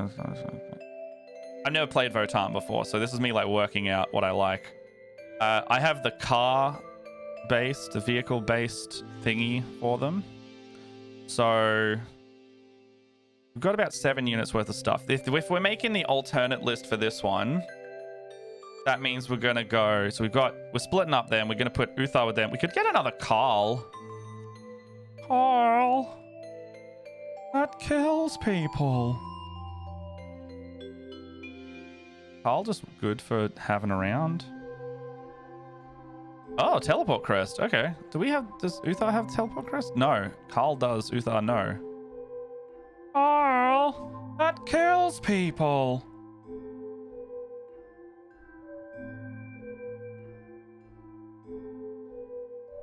I don't know why you would not replace for the Vulcanite Disintegrator. That's weird. It's just better all around on every facet. Vocal stim unlocked. It is indeed. I mean, like, teleport crest pretty good. Deep strike in the little guys. That's actually really handy for like another, you know, in like turn 3 or something like that. But if we can get to like, how are the Steeljacks? Shooting Steeljacks or the other Steeljacks? So they have the Big Bang 6 attack shot, which is only fine. Oh, hold on.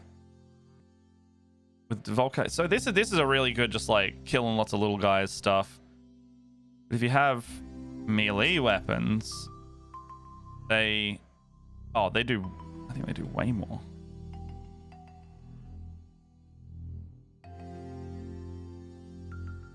They really get a pistol,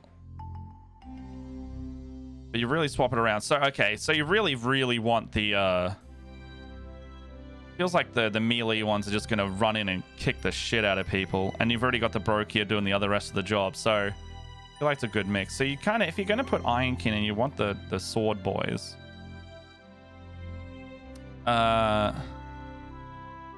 So I guess we're basically going to get 1 unit and a bit.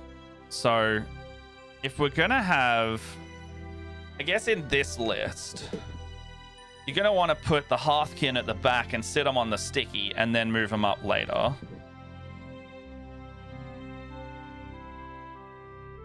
Or you can put the Jaegers on the back line. You want to stick something on the back, possibly the Hearthkin, just to sit there for the game. And you sit them near enough by, and give them the bolters to shoot stuff in cover. And then you pop out and tap the point when you need to. So you keep 5 on the main point at home. Where's the Memnir gone? You can only chuck that on there, Steeljacks? Okay. So you pop 5 on the point, and then you just leave them there. And then you send the rest with the car up to do a little bit of shooty shoot, stab stab. Or you put them in like the midfield or something. And then the car was the Sagittor. The car is just like a little weapon platform, really. It's just, you just go bang. So you can take off the beam cannon, which is fine. Strength 12 though is actually great. 2 attacks though. Or you can take a missile launcher, which I like better. And then you can take a missile launcher, which is good for, so 1 and D6 or D6 and 1. I feel like that's just all around, you get more stuff. And then you get with one of the following. So Mater autocannon. And that's your, okay, that's kind of your assault as well, actually. That's pretty good. That one's nice for killing Space Marines. It's actually quite nice for killing Space Marines. You'll kill a few with that. And if you want to kill vehicles, you go for the bigger. I would probably actually take the autocannon. Depends really what you're facing. D6, because D6 could fuck up. It's just longer range. But I want to be close with this anyway. I'd probably take the autocannon, honestly. And this can take 6 models. So it can really only take 5 and a Uthar or a Carl. So you'd want to just take this, because this guy's going to sit on a mid board and just kill Space Marines or Space Marine, like 2 wound guys, you know, your semi-elites. And then this got 6 attacks. And you can kill a leader pretty easily with the missile launcher, but you're kind of doing 2 things not very well as opposed to 1 thing pretty well. Because if we put that with these guys, have you heard of Mech Warrior? Yeah, I know Battletech. Oh, no, off Battletech. If we take the Hylas rotary cannon, so we can get the plasma beamer from this as well. It's only a 1 shot though, but we can do the Hylas rotary cannon's also going to do pretty well if we want to kill infantry with this thing, we can just do this. We can take the Hylas auto rifle with rapid fire 3. Holy shit. AC. Why did I say AC? Why did I say AC? Oh, did I say OC? OC is like objective. Oh, AC autocannon. Yeah, so fair. Okay, so we could take... Okay, where's the Hearthguard? So if anything, we want to take the rotary cannon. So any number up to 2 Hearthkitten can have their Autok Pattern Bolter or Ion Blaster replaced with the following. What's an Ion Blaster? No, you're okay.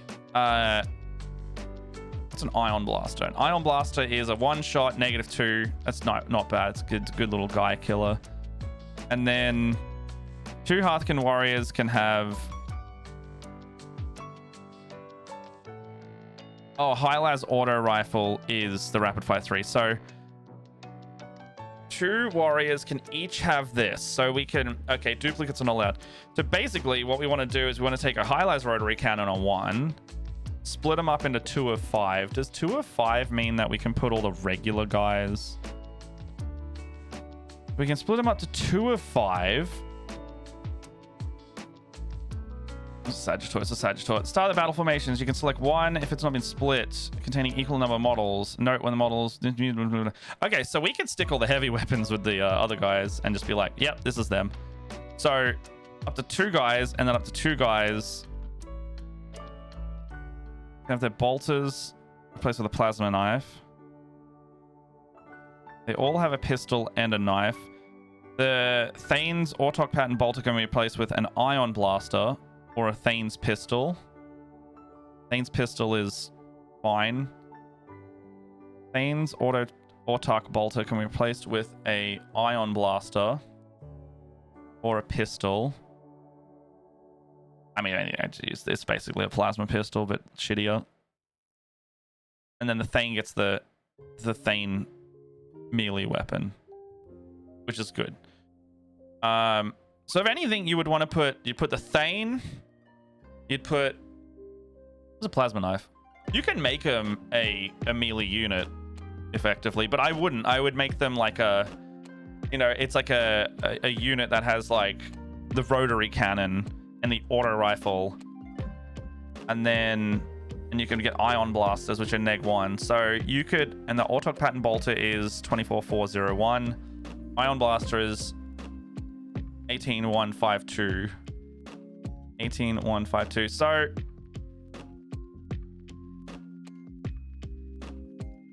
I'd rather the -2, because we're getting what, 9 shots out of them, and then we're gonna get 3 more. We get 6 more shots versus 3 more shots. But if they get sustained hits, it's already not gonna matter.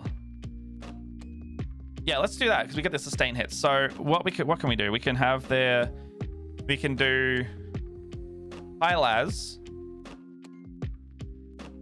rotary cannon. So we got rotary cannon.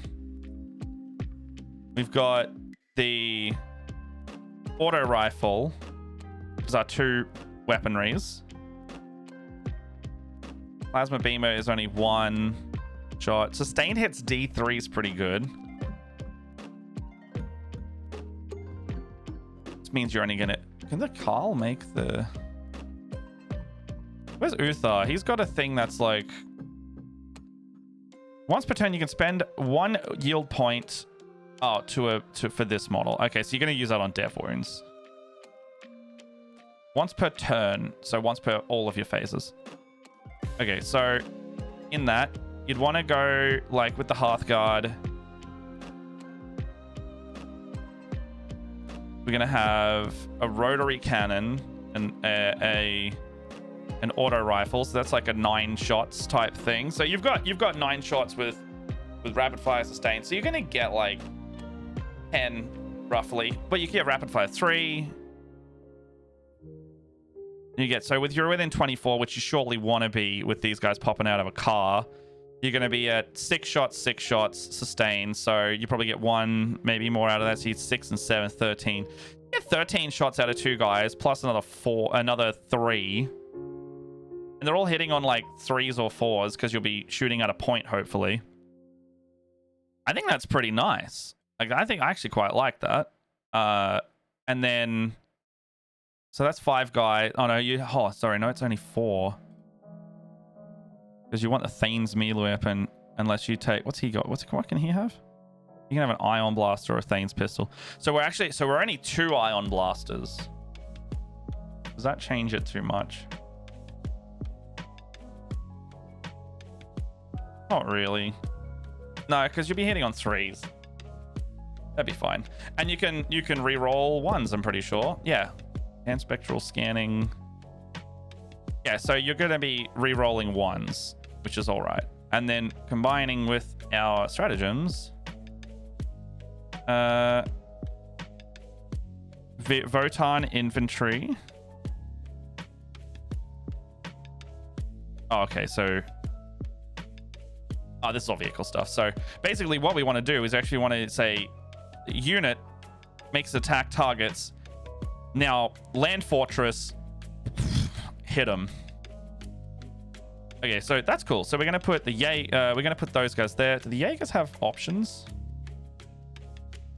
And then basically they get to sit on the point. So we just have 5 just guys. They can sit on the point back there. And then we have the others that are like kind of your, like a bit more of a kill team coming in, which is kind of nice. That's kind of an all-round set of units.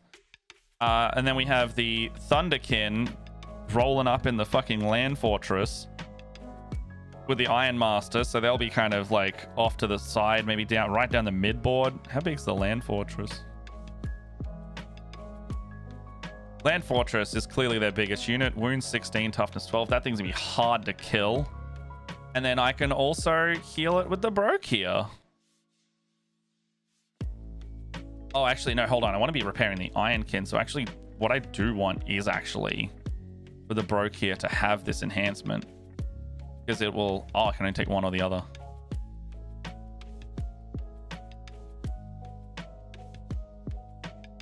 Ooh.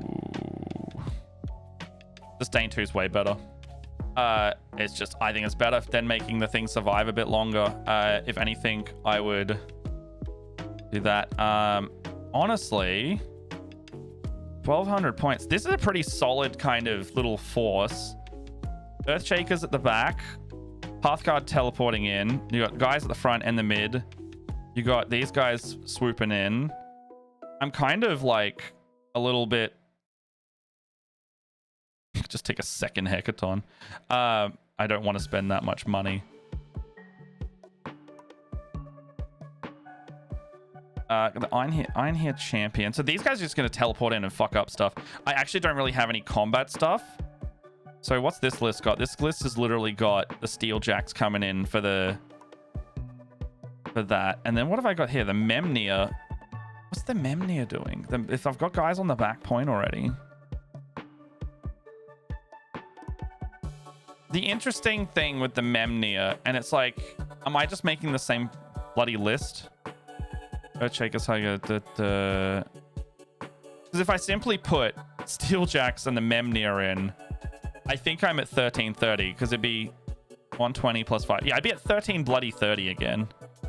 And what's the Memnir? Can the Memnir take any enhancements? It's not really worth them taking unless they have the shooty ones. What can you take? A cyber implant. Okay, so not really a lot to take on that. And then Carl model only. You can fire Overwatch better. So I think that honestly so I'm not making the same list, which means we're not taking the Memnir, and we shouldn't take the Steeljacks. So what's our other option? We take probably just more of the teleporty boys to just zip in on turn 2 and go bang. Or the other option would be maybe like Berserks. Or you take another Capricus Harrier and then have more of your little guys zooming around with the scouts, because I don't think we've got that right now. There's a Capricus Carrier, and it just has the autocannon and the twin magna oil. Like it's just a thing to kill Space Marines, really. So if we took a second one of those little guys, how many points we got? We have exactly 75 left. So I could spend exactly 75 on defenders. I don't want another defender. 75 is actually really hard. I could get another Carl, actually. Another Iron here. Would you do that? 70. You get another Carl. And then you stick it with your guys. And then, is it Tactical Alchemy? Because I could get to exactly... Oh.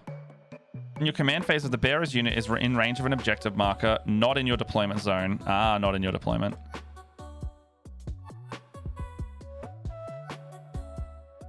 But here's the thing. At your command phase, what's Precursive Judgment? That's the Overwatch one. If anything, you'd want this. But would you take away the line here now? Because is it called on? Would you take away this guy's thing for... So can he... Yes. And then the Hearth... And he a champion.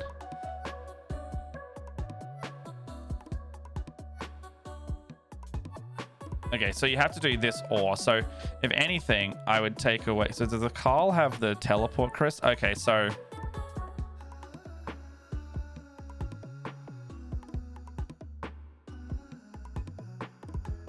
Hearthguard.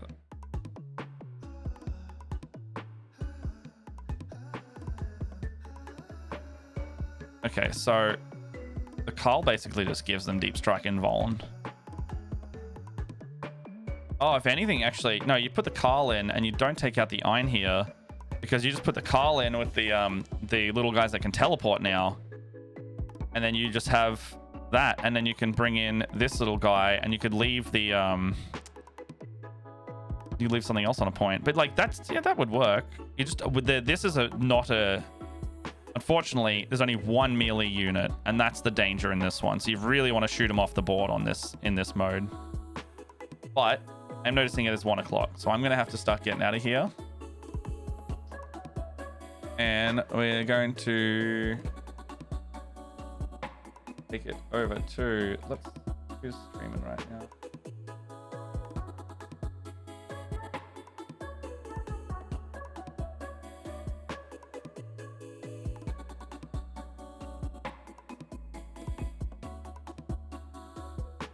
Who else is in minis and models? Did I not put a category down? Oh, Jesus Christ.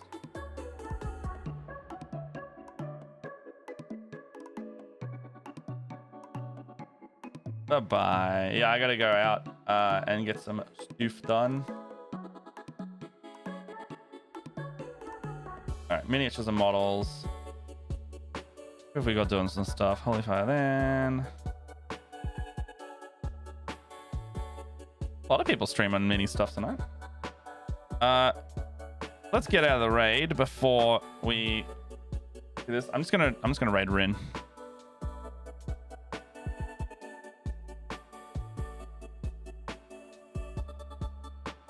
All right, gang, we're going to raid Rin just before the ads start, so you don't have to get caught in them. But thank you so much. What day is it today? Thursday. Probably won't see us until Monday, I reckon. So, oh, hold on. No, yeah, should be able to see you on Monday. I'll see you then. Have fun, everybody. Goodbye. Thanks for joining.